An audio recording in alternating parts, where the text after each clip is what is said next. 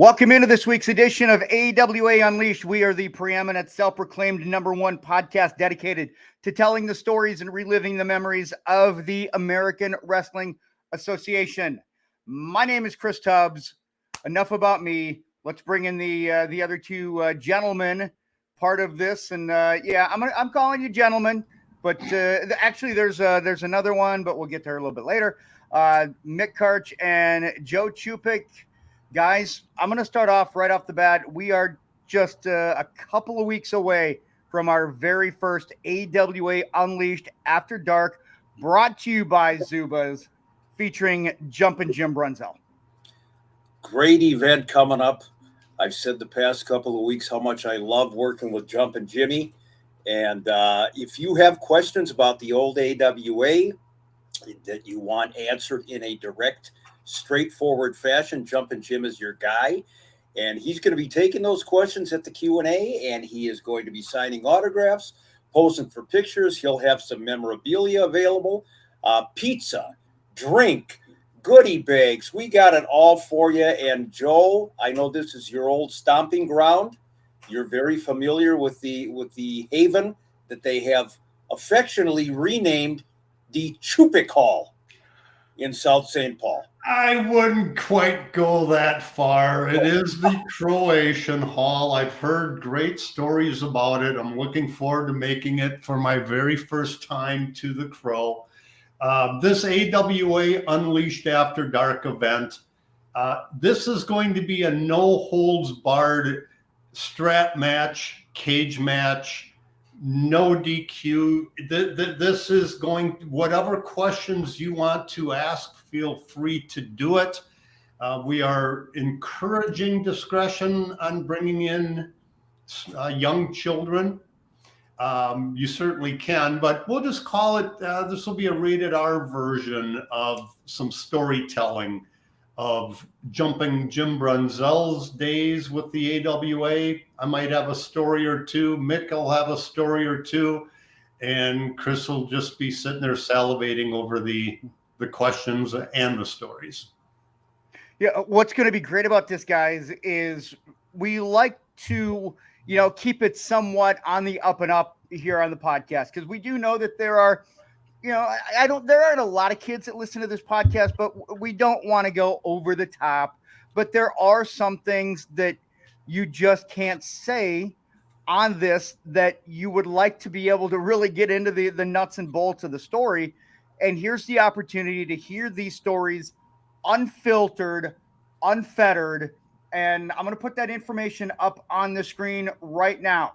Again, it is AWA Unleashed After Dark, coming up Friday night, April 28th at the Crow. Tickets, everything available at awaunleashedpodcast.com. Now, tickets, $25 pre-order, $30 at the door. We do have a limited number of 8-person VIP tables, which gets you a pizza, which gets you drinks, which gets you a front row seat, gets you 2 drinks. Two pizzas. Two pizzas. Yeah, 2 pizzas. Get you drinks. It gets you a goodie bag. It gets you a front row seat. And that's going to be coming up on Friday night, April 28th at the Crow. That's going to be a great event. We're looking forward to that. If you have any questions, hit us up on any of our social media platforms.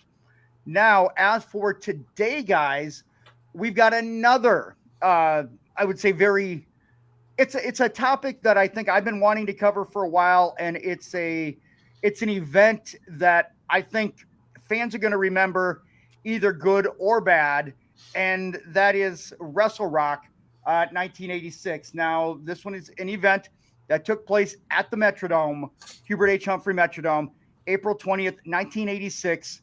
The announced attendance, 23,000, and it looked, when I was watching it, exactly, Joe. It looked like it was a little bit less than that, but it was held in the Metrodome, which can seat up to 65, maybe 70,000, depending on the configuration. But I want to ask you, Mick, just the overall shape of the AWA when Wrestle Rock, when this idea came to fruition and they actually had the show April 20th, 1986. The AWA was on kind of a rebound. Not that they had been doing badly, but they got an ESPN deal, and all of a sudden they're on worldwide television. And Joe has alluded to this many times, that it was the ESPN deal that really was keeping the AWA afloat back in the day. So they had some momentum going, and this was a grandiose event, at least on paper. And, we'll talk about some of that, but all the potential in the world, big deals at the Metrodome, and the eyes of the wrestling world were on the Twin Cities. And Chris, I'll hand it back to you. Well, I want to, first of all, ask you, Joe, from a production standpoint, because that was one of the first things that I noticed, was just how this thing was shot and how it was presented. Because a big part of, wrestling nowadays, and maybe it wasn't so much back then, maybe they were kind of starting to get into it, was just the way that these shows were presented on television. And let me ask you, from a production standpoint, would this have been one of the more important events that you were involved in? How far in advance were you made aware that this was going to be taking place in the Metrodome, which was the home of the Twins, the home of the Vikings? So maybe the highest profile building in the entire state of Minnesota. Was there any pressure on you guys to, quote unquote, get this right? Well, one thing to keep in mind, it was an event, obviously, but it wasn't going on to pay-per-view. So from a production standpoint, it was like any other taping that we have done. I think we may have gone up to 5 cameras for the shoot. We typically did 4 when we were either at the Tropicana or Showboat Hotel, or hell, even Whitewater, Wisconsin. So from a production standpoint, it really wasn't any different from to answer your question, when did I know about it? So keep in mind, I started October 7th of 85. Wrestle Rock was April 20th of 86. Oh, Mick, Chris, you're muted. Oh, no. So about 6 months. I was just kind of talking to myself here. So about 6 months in is when this I was pretty new into it, but even at that, it was shortly after the Christmas show that I was finally given some further insight. I mean, there were some rumblings early on about doing it, but it was right after Christmas time. That's sort of when everything got geared up to go towards Wrestle Rock. Of course, Thanksgiving night and Christmas night were huge shows for the AWA, at the Civic Center or Minneapolis Auditorium, depending on how far you want to go back. We knew several months in advance that this was going to happen. Several things prior to it, like the old line says, card subject to change, and we'll get into that more later on. You brought up the attendance thing, Chris. If I'm not mistaken, I think the Metrodome just in the bleachers was going to be able to hold about 60,000 people. For a wrestling event, I got to believe that if it was warranted, that they could have gotten like the Pontiac Silverdome. They might have been able to get up to 100,000 people by having a shit ton of seats on that god awful surface of the old Metrodome. But it wasn't. It was set up on the infield, which in hindsight was a really good idea. You take a look at the wide shot, and the official records have about a $300,000 gate with 23,000 people. I'm just gonna call bullshit. Excuse me, allergies. I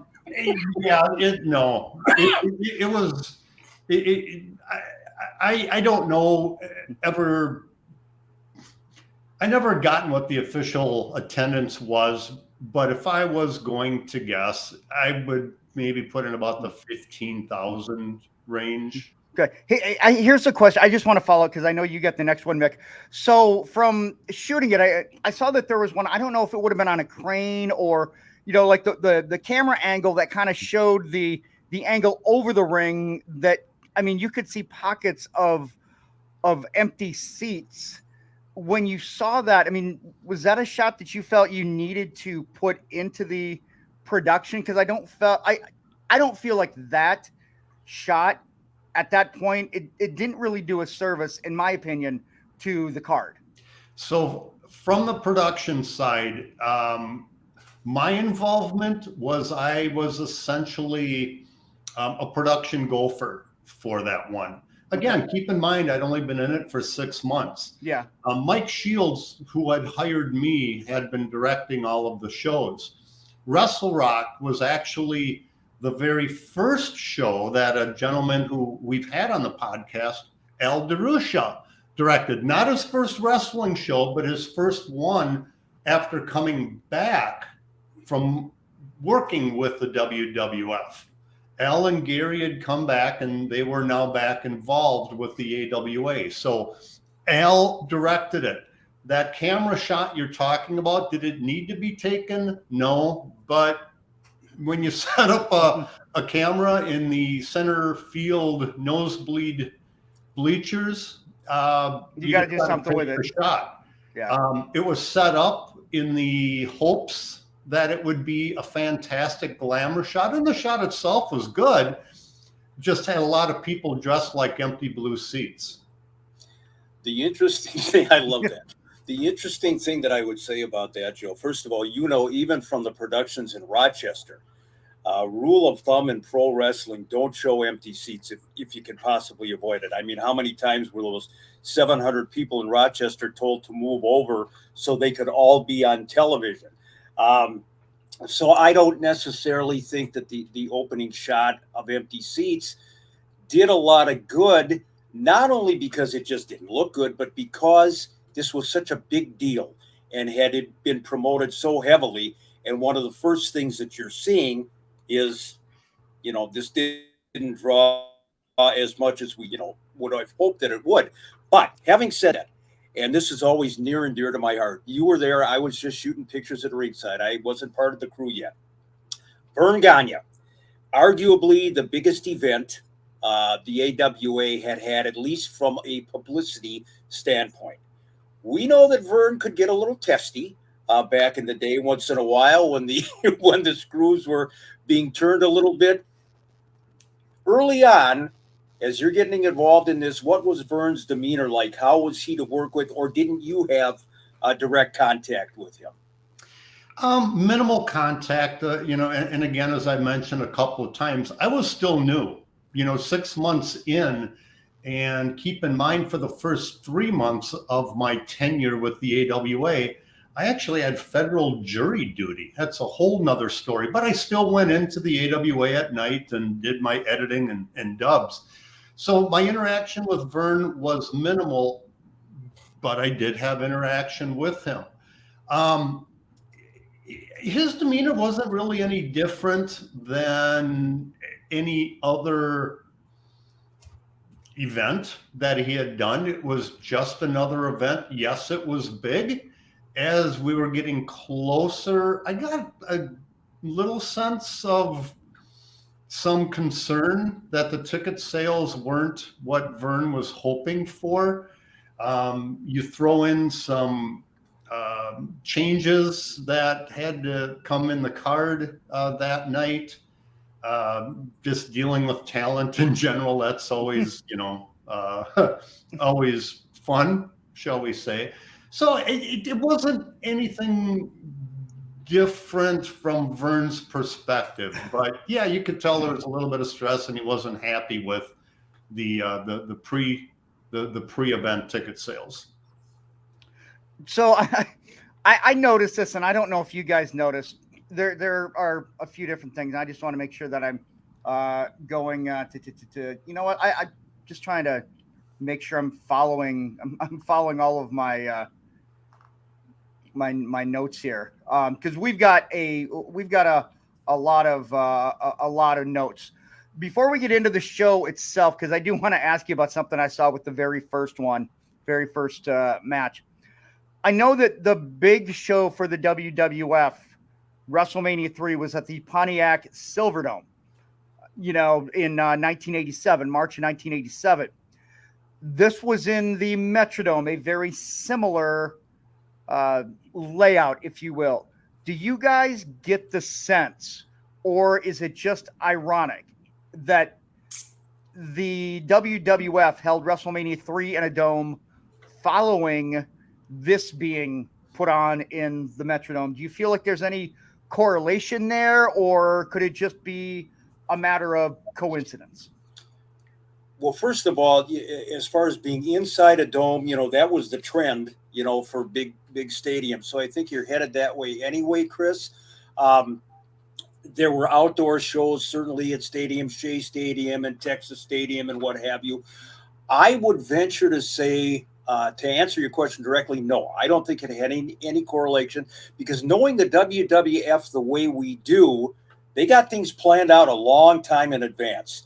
Okay. They know what city is going to be hosting such and such and such and such. So I don't think so.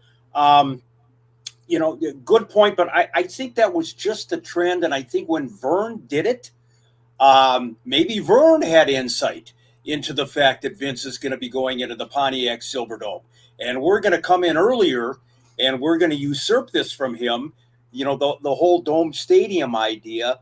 Unfortunately for Vern, of course, was, that he drew, 1/5 or 1/6 of what Vince did. So, there you go. But I mean, as far as Vince picking up on the idea, I don't think so. I think it was already there in place. I agree with you, Mick. I mean, Chris, keep in mind, the AWA had done shows at Comiskey Park. Yeah. So this wasn't it was the first dome stadium, but I think that was just more that because there's more and more dome stadiums that were being built after, the Astrodome, I believe, or the Superdome. I think the Astrodome was the first one. So, it was just that happened to be the indoor stadium in Minnesota. And it was the first time that the AWA had done a, shall we call it a ballpark venue in the Twin Cities. So I think it's more coincidence than anything that Vince ended up doing WrestleMania 3 at the Silverdome. Okay. I was curious because I saw it and it just, that's my mind kind of makes those connections. So let's get into the show itself. First match, Brad Ragans versus Boris Zukov. And was I the only one? Well, first of all, I want to ask you, Mick, bringing in Gary Michael Capetta. They knew him from the, Crockett territory, from NWA, from WCW. What do you feel the reason was for bringing somebody like that to this event? Personally, I've never liked the idea of bringing in a guest ring announcer. That's just me, because I see it as a kind of an unnecessary expense. Gary Capetta, very nice guy, and no question about it. He had experience, as you said, with the major organization. So I think the AWA was counting on his recognition. But if you think about it, in terms of ticket sales, was Gary Capetta going to put one ass in a seat? I don't think so. I've never been a fan of that, especially even Michael Buffer. I thought, okay, you're paying this guy how much money to come in and say, let's get ready to rumble in a main event, and you send him back to his luxury suite and put him back on the plane. I just don't understand that. But I know I was looking at our notes, and I know you have a question about Gary Capetta that I think is very intriguing. Go ahead, Chris. So regarding Capetta, keep in mind he actually was a ring announcer for the AWA prior to Wrestle Rock. He was doing the ring announcing from the Tropicana, and that's where ESPN Championship Wrestling originated from at the beginning. Later, we switched it over to the Showboat. But Gary is from the Northeast, and he had done wrestling, as you had mentioned before. So it was a natural. Vern was actually saving money by not having to fly somebody into the Tropicana because Gary was there. Of course, I had to pay him to ring announce, but he was from the Northeast already. So he didn't, it's not like all of a sudden Gary popped out of nowhere. For Twin Cities fans in particular, keep in mind the time frame, 1986. Cable television was still in its infancy. Not, it's not like it was today, and certainly, no internet and streaming. But from a television standpoint, a lot of people in the Twin Cities didn't know who Gary Cappa was because they didn't have cable yet. Right, yeah. They weren't watching AWA Championship Wrestling on ESPN. So I get it. It's like it wasn't a fit, but at the same time, it was. And Mick, I have a tendency to agree with you on your guest ring announcer thing.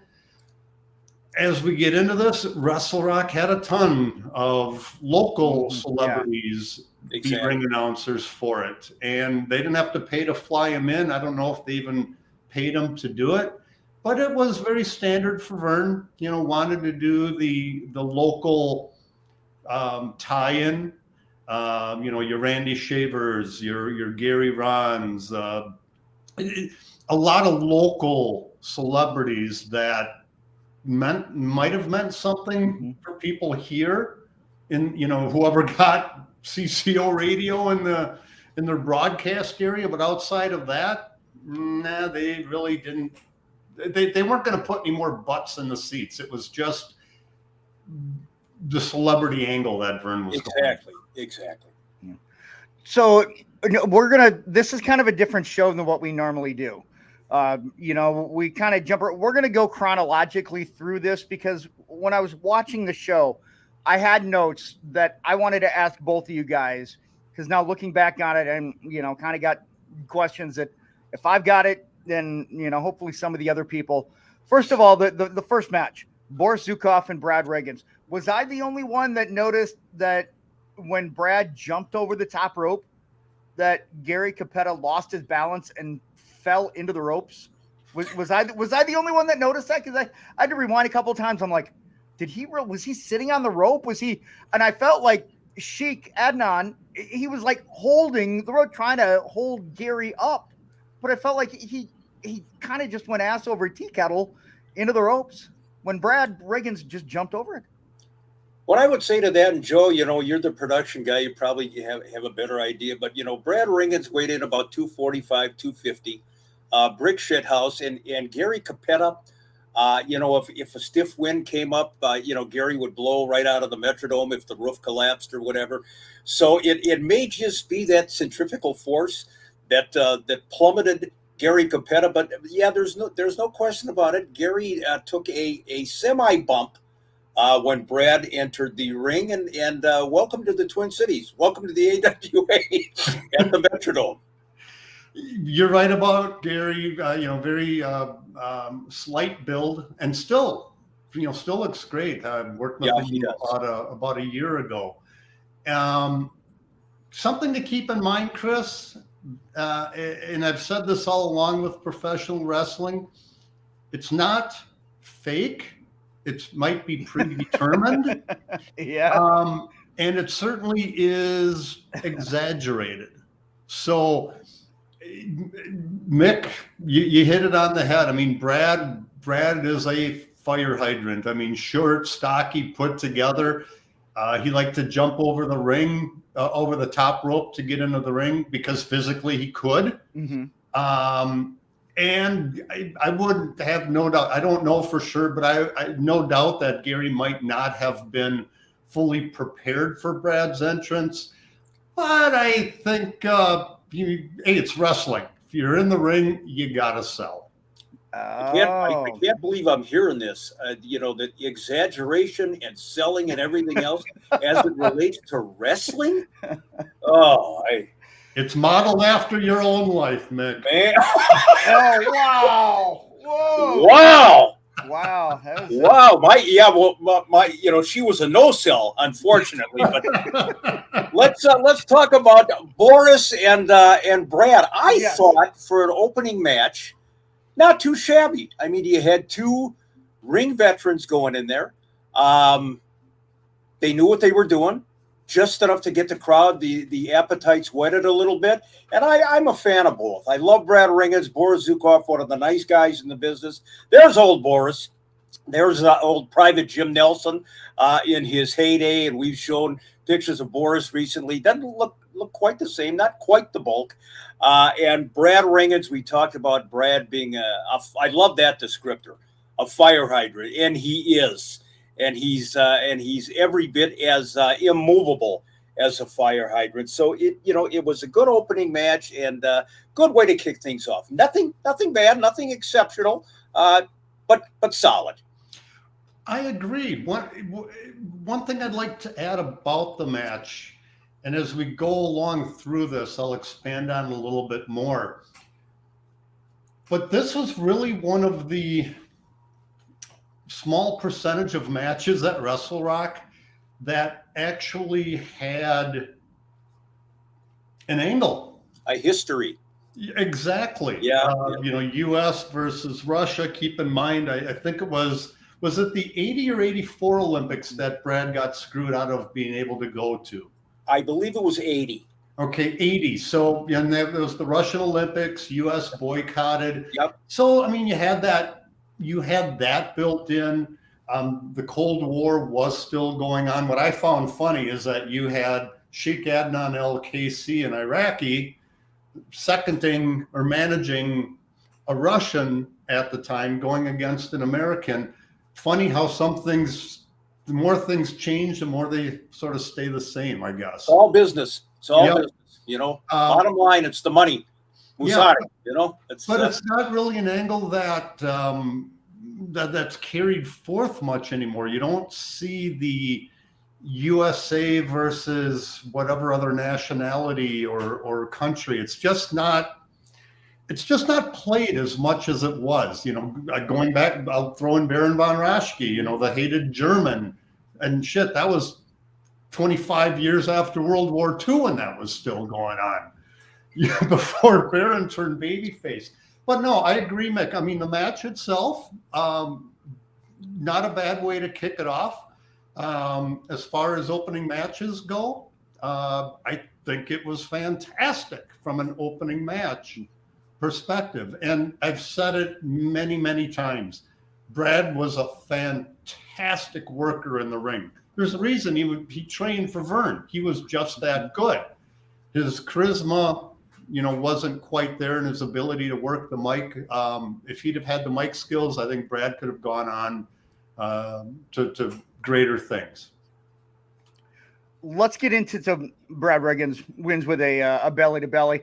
The next match was a midget match, is what they call it. Little Tokyo, Lord Littlebrook versus Cowboy Lang and Lil Mr. T.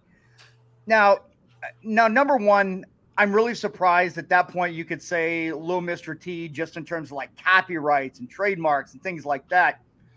But I mean, not to pick on Gary Capetta because I don't know him.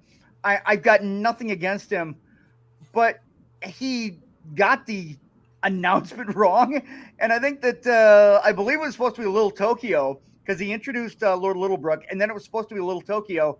And he went, from Chicago, Illinois, and Little Tokyo, you could see was just like, just kind of gave him a little bit of side eye. But, a midget match, as they would say.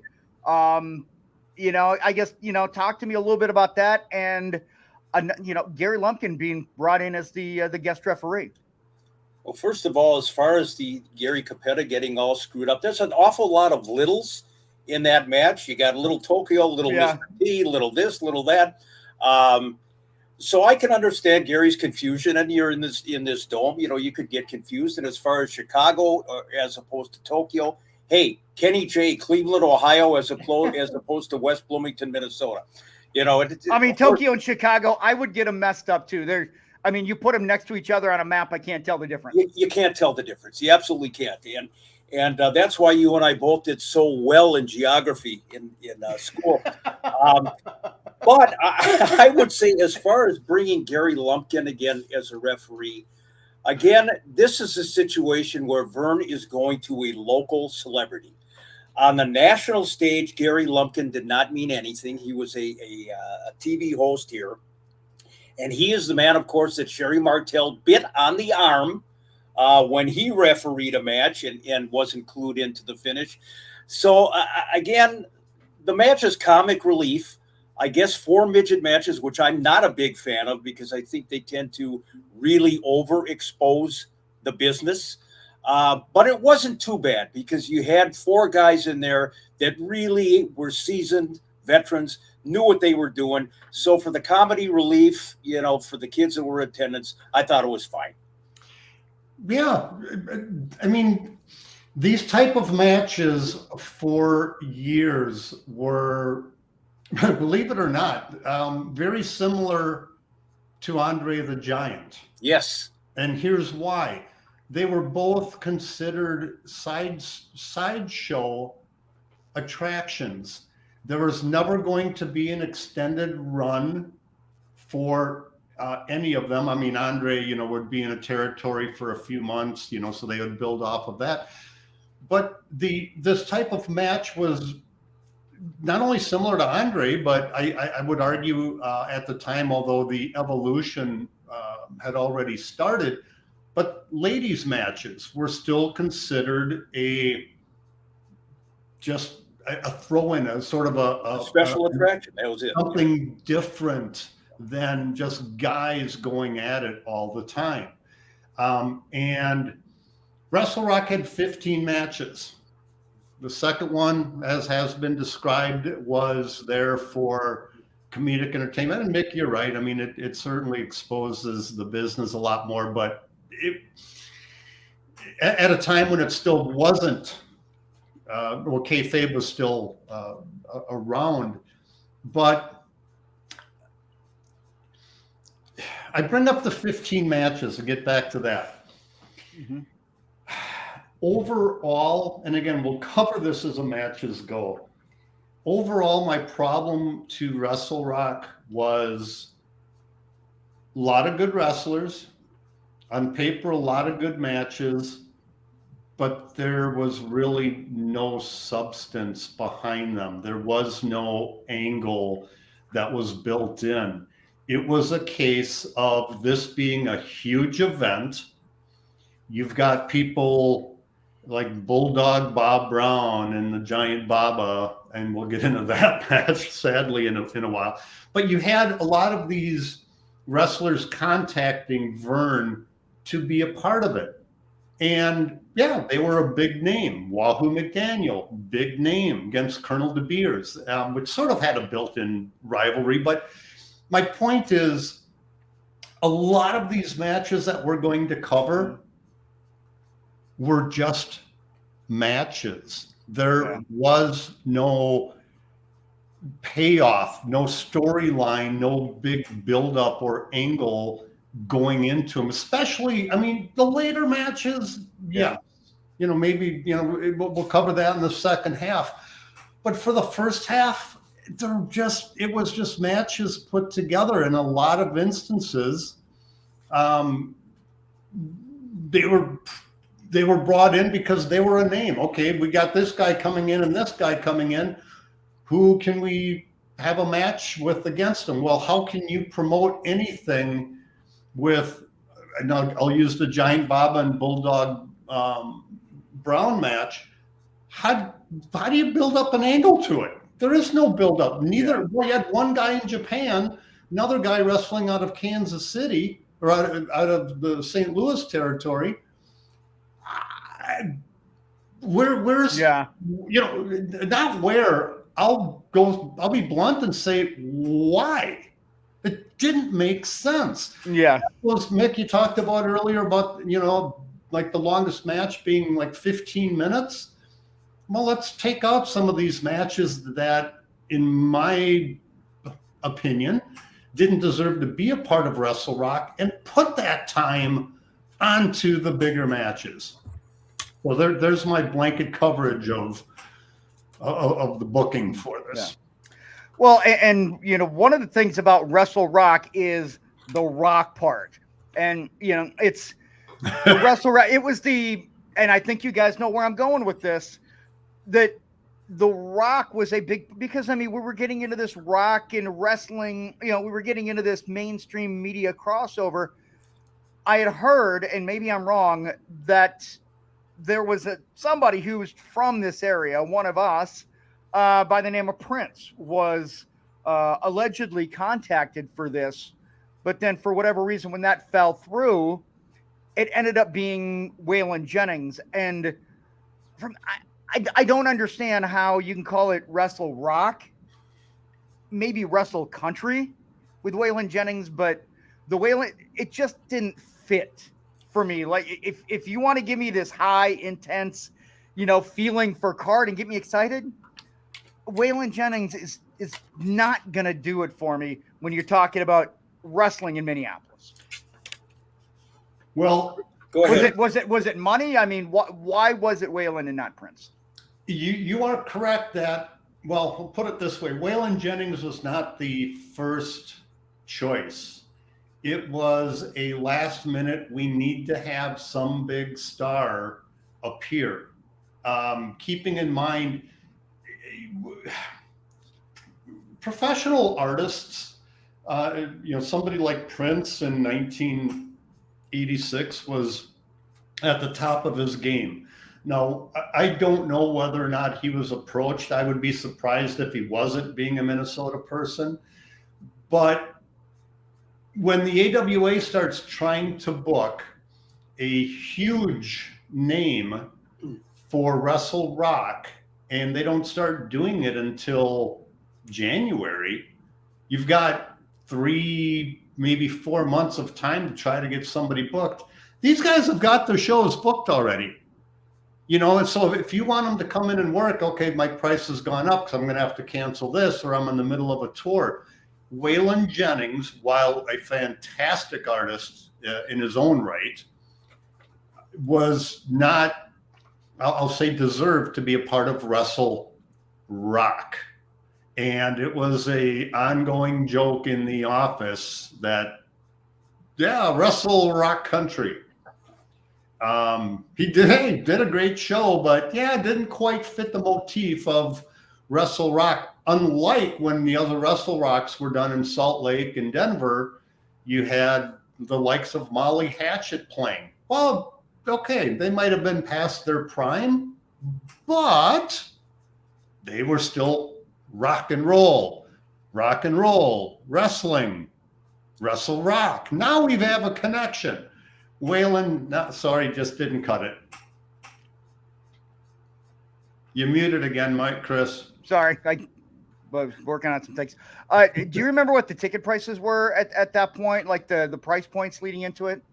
I don't. Mick, have any idea? I don't think so. For some reason, I'm remembering maybe $100 for ringside. Okay. I think that was probably the going rate, but I couldn't tell you. But again, if you've got a legitimate, well, who knows, $300,000 house, they couldn't have been too cheap if they had 15,000 people in the building. Probably average price $20, $25, I would guess. Okay. So why the Metrodome though? Like, wouldn't they ran the St. Paul Civic Center, and the Civic Center would have been perfect. Why the Metrodome? Or, why couldn't you have, when the ticket sales weren't moving or you weren't going to have this large capacity crowd, why not make that change? I mean, production wise, it seemed like it would have been a much easier thing. I would think, first of all, it's the glitz and the glamour of running a dome stadium. That's first and foremost. You got all these stadiums and outdoor shows and indoor shows and everything else. And at that point, Vern is feeling the threat from, he doesn't want to be down here and Vince is up here in terms of production and extravaganza and so on and so forth. I would also say, well, first of all, you can't shift course in midstream and say, well, your tickets are going well, we're going to drop the Metrodome idea and we're going to go to the Civic Center. Can't do that. That's true. You got to commit to it, and I get that because you booked the building, you put in all these expenses. That's right. I think as time drew near, Chris, I'm sure in retrospect it would probably have been a great idea to book the Civic Center, because if you've got that kind of crowd that Joe and I are talking about, 16,000, 17,000 people, then you've got your packed house at the Civic Center. And so many tremendous cards had been held at the Civic Center. Mm-hmm. And first of all, I've never been a fan of stadium cards. I'm just not. I think you lose the intimacy, especially, these days where a fan pays $50, $60 and he's, 700 miles from the ring. Watching it on a TV screen above the ring. Exactly. I think that the Civic Center was the place to do it, but once you commit, and in retrospect, with the size of the crowd, I'm sure there were some regrets. You nailed it right on the head, Nick. I mean, it was Vern wanting to do something he's never done before in terms of the AWA. This was the largest or the biggest anticipated event that the AWA ever did. I think I could argue not only from a fan's perspective, but from an AWA perspective. This was bigger than Vern's first retirement match against Nick Bockwinkel. This was bigger than Super Sunday. And in theory, as you said, correct.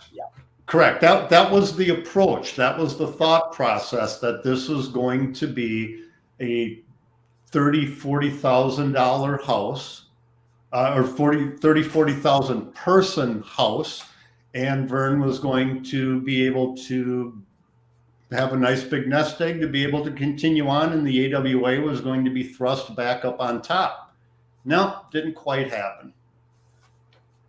So we got about 15 minutes left in this one. We got about 10 more minutes of the show, and then we'll kind of get into a couple of other things before we wrap it up. We're going to come back with a part 2 next week, but we got a couple more things I want to ask. There's a question here because we did take some questions from some of our listeners, and this is from Russ Schoberg to you guys. As far as you knew, were there ever plans for Wrestle Rock 2? I get that, and then I've got another follow-up. So if this would have gone better, were there plans? Was there anything kind of in the works to follow up? I don't know if there were at that point, but as you said, if this would have worked. And I think right away it didn't work.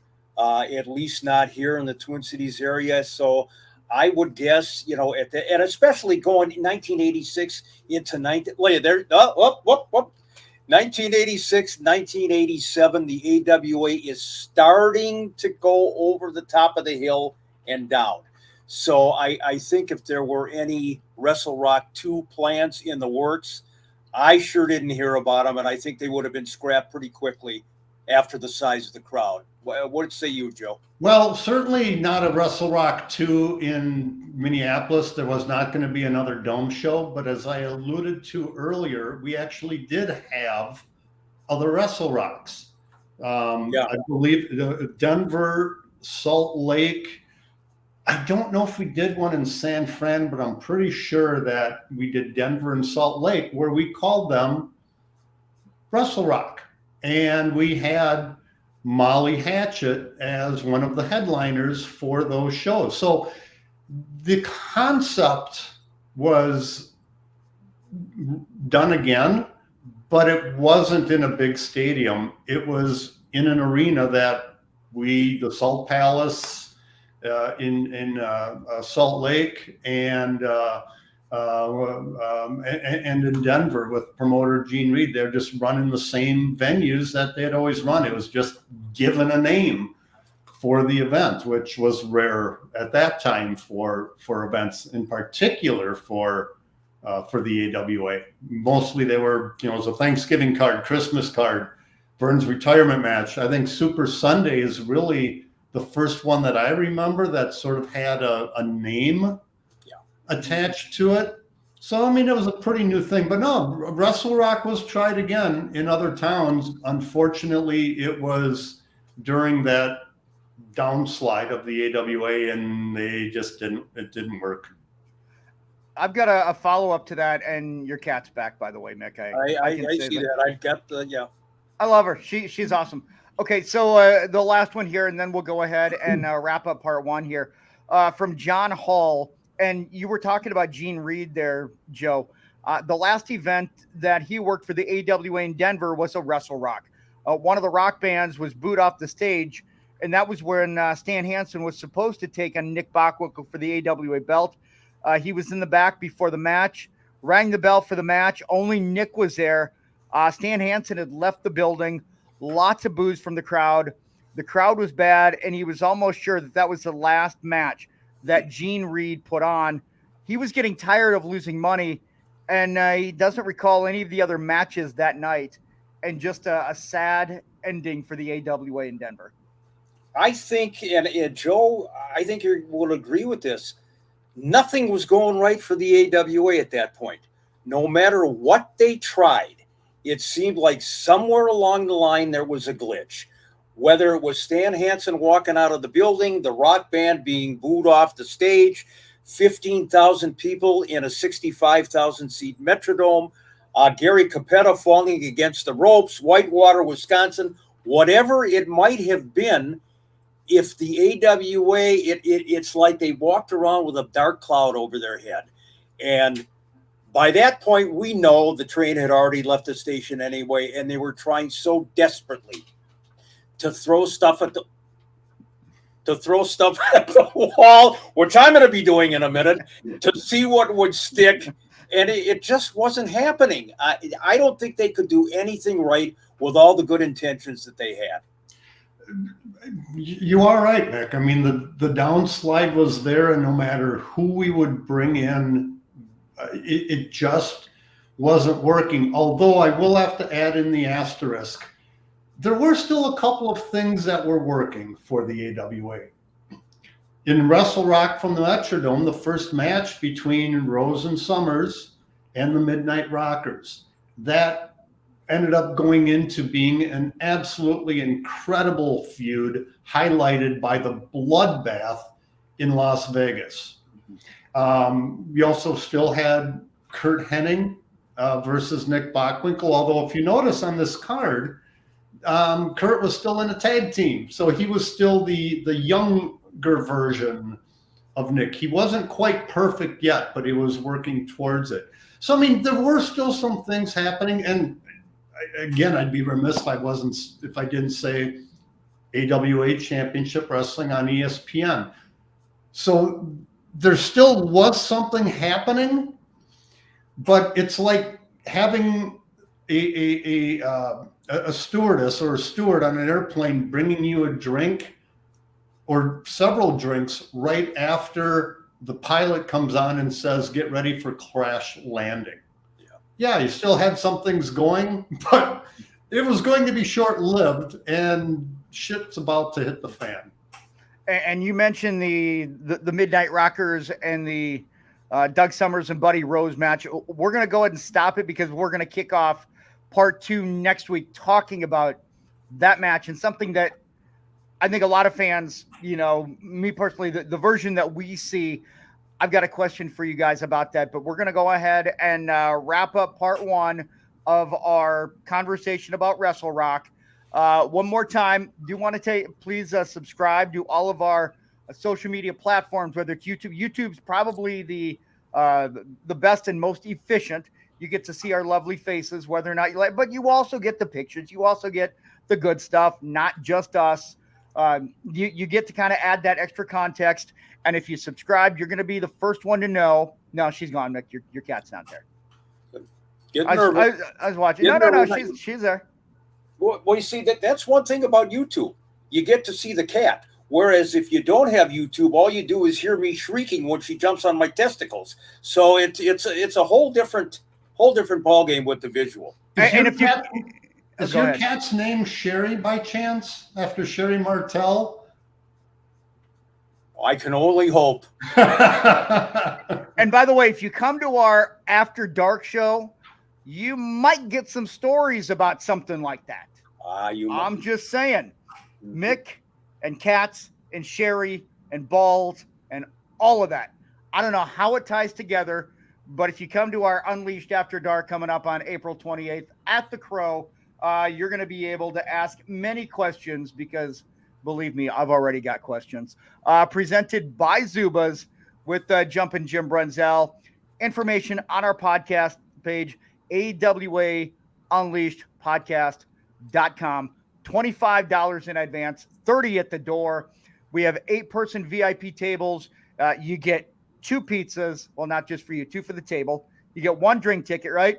2, 1. I feel like you're like a third 1 base drink coach. ticket per person. Per person. VIP table. Yeah, you're going to have to, like, you're not all going to split 1 drink. You can each have your own drink. But you're going to get a goodie bag. You're going to get a front row seat. It's going to be a great time. It's going to be an awesome time. Your cat just did a snuck off the windowsill. The cat will also be on hand at After Dark, signing autographs and posing for pictures. Oh, my God. That's your cat, I got to admit, is so over with it. It's incredible. Your cat is more over than anything else on the podcast. I've been in this business almost 40 years, and the cat is more over in 4 minutes than I got in the whole 40 years. There you go.